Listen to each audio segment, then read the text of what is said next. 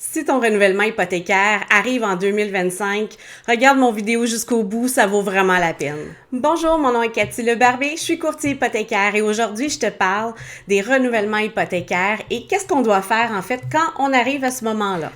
Beaucoup de gens cette année vont avoir un prêt hypothécaire en renouvellement et ça va être super important de prendre le temps de magasiner pour son hypothèque. Ça peut vous faire sauver vraiment des milliers de dollars par année et sur un terme de 3, 4 ou 5 ans, ça vaut vraiment le coup.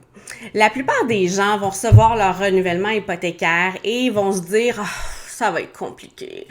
Et finalement, ils vont signer avec leur institution financière sans négocier le taux, sans regarder leurs finances. Pourtant, le refinancement hypothécaire, quand on y arrive, c'est le meilleur moment pour revoir ses finances au complet.